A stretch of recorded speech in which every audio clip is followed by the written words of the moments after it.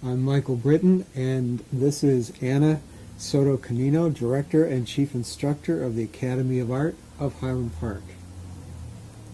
So, tell us a little bit, you're not originally from Highland Park, so where are you from?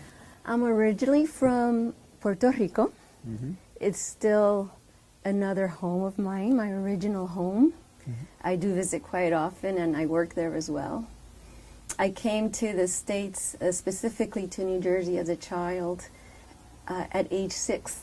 But then I returned back to the island with my family at age 12. Came back for college at age 18.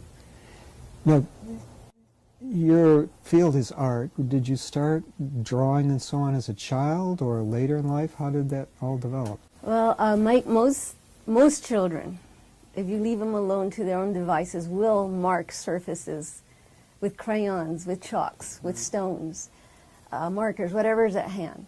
And I was no different. I just loved making marks, scribbling on the walls. I actually remember drawing on the walls, driving my grandmother crazy. But then it seemed to take off, and I couldn't stop. I couldn't stop. So my kindergarten teacher one afternoon approached my mother, and I recall this incident very clearly. And she said to my mother that I should be placed in art lessons. And I also recall understanding what that meant somehow.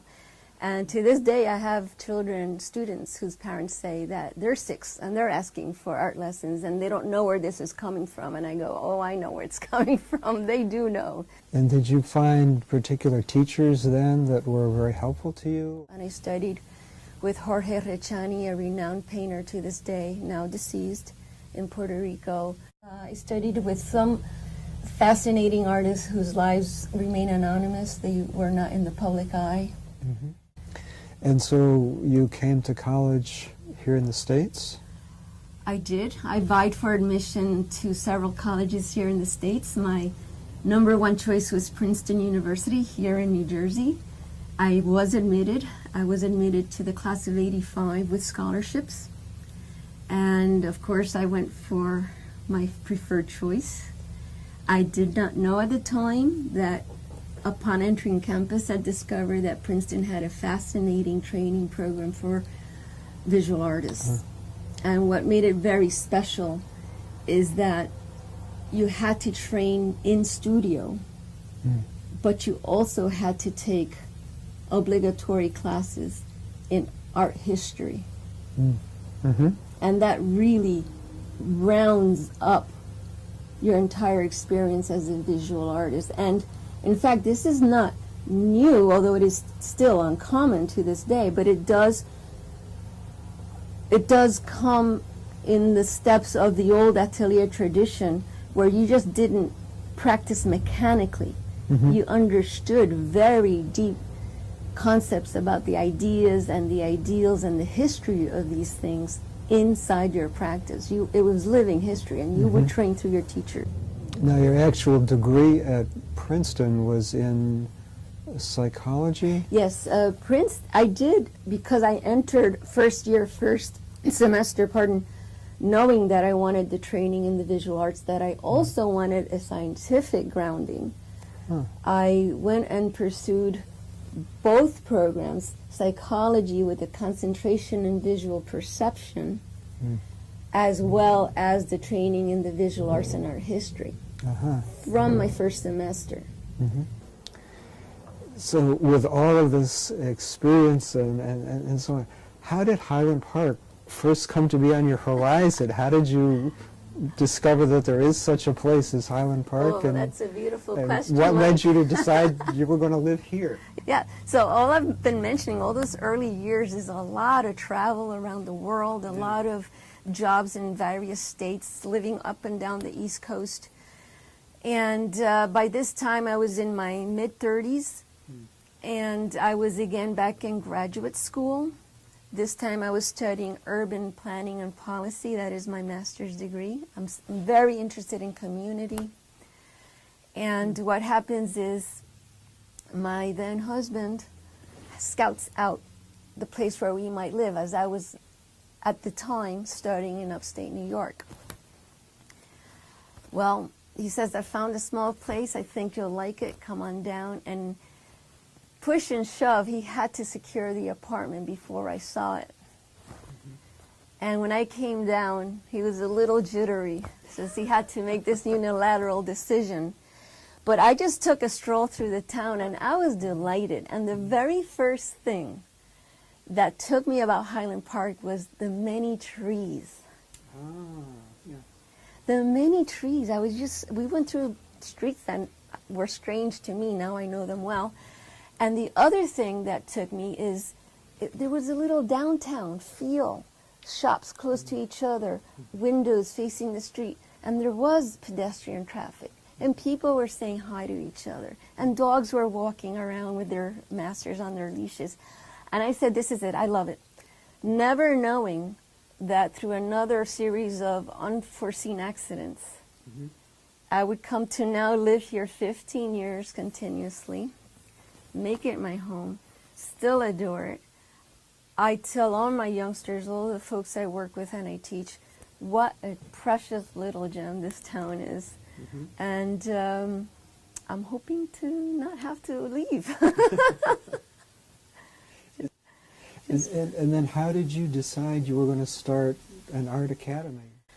I didn't decide I was going to start an art academy. Again, this is just being very active, searching for many opportunities, taking a lot of risks, just putting my feelers out there. One day I realized that in graduate school, I'm going to need a lot more money than that I have presently under scholarship, under loans. And so I thought about it, and I decided I am a classically trained visual artist.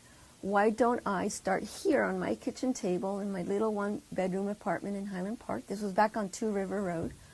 Why don't I start teaching classical drawing lessons for children? And I put together a small syllabus, presuming that I would have an artist for a few weeks at most, and then they would go. I put together a little trifold flyer from the computer, and I went and posted it up and down the street here on Raritan Avenue. Before I know it, the phone was ringing, and I had a student inquiry, and that student became the student. And then I had a second inquiry, and within the first 3 months, I had 10 students. Wow. Yes. That's terrific. Yes. I was still operating out of the kitchen table. It was getting very big. Within 6 months, I had 40 people coming through the apartment a week. And it started to get a little unwieldy. The students also needed a little more equipment, a little more space. Yeah. And so I approached my landlord for another space. He was very supportive. He was very gracious. He rented me another small space that now people who remember that history remember as the Creative Genius Workshop. And the Creative Genius Workshop was my little one-table operation in a basement. It was very well done. It was clean. It was dry, brightly lit. We had a sink. We had a toilet. Everything beautiful. But within 3 months, we outgrew that space. Wow. So this is spreading by word of mouth.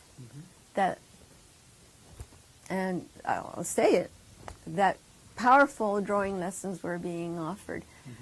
By this time, the parents who are sitting nearby, listening and overhearing the lessons, approached me. Could they sit as a student? At which point I'm not prepared. I say, yes, I'll create a syllabus for you. I cannot sit you and the child together.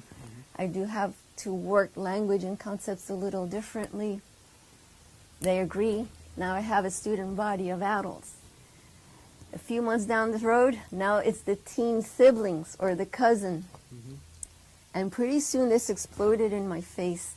And I'm running a little teaching studio as a viable business with no business plan, with no architecture whatsoever. I was simply teaching. This is also when you read the Harvard Business Review and when you read the pundits on developing and growing a business based on a service or a product that people can really, really use. This is the #1 rule. Whether you're under a shed or a palm tree or in a very lavish setting, give the best that you can. Deliver the knowledge that you're offering to impart. And that's all I was doing. I was just being as genuine and as authentic as I could with what I knew. And the big difference was that I told my students, I'm not going to teach you art lessons. I'm not going to teach you art. I'm going to teach you the craft of the artist. And this is a very different ball game. At first, little glazing of the eye, not too sure. But we're working, and the work and the process speaks for itself, and they're seeing the results, and they're seeing themselves get very skillful and very sensitive. And so slowly but surely they start to learn that this craft is how you operate conceptually, intellectually, emotionally, mechanically, procedurally, that there's this vast form of knowledge. And frankly, it's been lost in a lot of the transmission of an artist to another artist, how we work. The atelier tradition, the classical studio tradition is now very hard to find. Paper vertical. Yes, everybody's vertical. Amita, help now with this. Put your model as far away as possible, like just a little beyond arm's reach. Turn it so you see 2 panels of the bag. Find your cast shadow and put the brush opposite the cast shadow. All of this has a reason for being. So that right there is very good. Are you happy with that? Okay, let's see. Brooke, brush opposite the cast shadow, sweetie. Okay, let's see here, Ben. Yeah, that looks good. Now make sure the bag coaches are at angles, very steep angles. Good job. Okay, that's all there's to it. So draw rather large, but very lightly on your own. Let's go. Start. Hey, Danny. This it's like an L. This line is very diagonal, very steeply called. It's very steep. Look, larger. Look, it's very steep. And it's very steep, so it can't be horizontal. Is a studio where the artist learns process. The process of developing an image from intention to finish. So yes, we pay a lot of attention to product.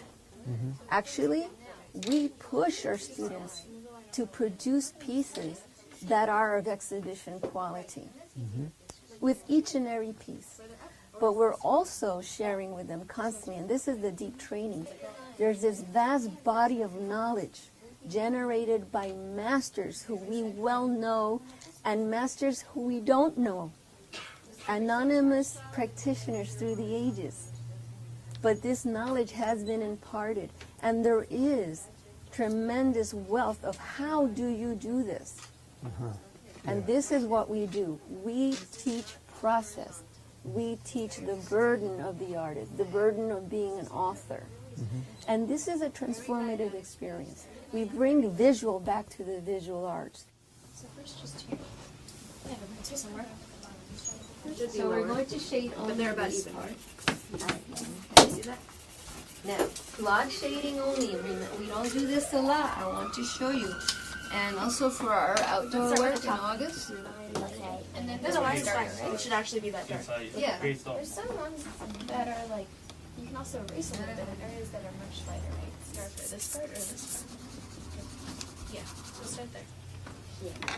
Each One, interesting, right? and learn from the weaknesses and the strengths of each one. But that's not All of these are perfect teachers. The drawing cannot lie.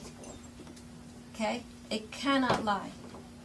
So it will tell you what your process was all about Most people look at the product. The lay person, the non-expert, looks at the product. You have to now be in the process still. I need you in the process. Okay?